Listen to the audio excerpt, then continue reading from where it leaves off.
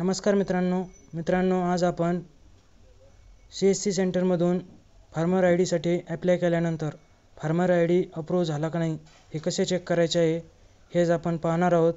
तर हा farmer I D आपल्याला कृषी विभागातील विविध योजनांचा लाभ घेण्यासाठी लागत असतो। तर चला आपण तो आय डी नंबर कसा पाहायचा आहे व तो अप्रूव्ह आहे का नाही हे कसे पाहायचे आहे हे पाहू। तर सर्वप्रथम आपल्याला क्रोममध्ये यायचे आहे व इथे सर्च बॉक्समध्ये ॲग्रिस्टेक असे सर्च करायचे आहे। यानंतर आपल्याला फर्स्ट वेबसाईट दिसत आहे फार्मर रजिस्ट्री, यावर आपल्याला क्लिक करायचे आहे। यानंतर आपल्यासमोर नवीन डॅशबोर्ड ओपन होईल।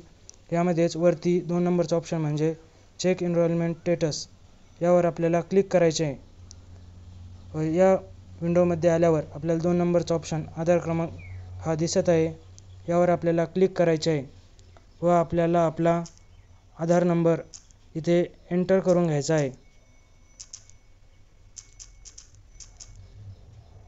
व यानंतर आपल्याला चेक या बटनवर क्लिक करायचे आहे। यानंतर आपल्यासमोर आपला आधार नंबर, सेंट्रल आय डी व आपले अप्रूव्हल झाले आहे की नाही आय डी कार्ड हे दिसेल। तर इथे या शेतकऱ्याचे आय डी कार्ड अप्रूव्ह झाले आहे व इथेच आधार नंबर खालील सेंट्रल आय डी आहे, हाच आपला farmer I D card number आहे।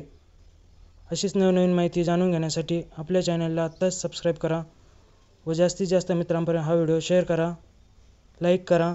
धन्यवाद।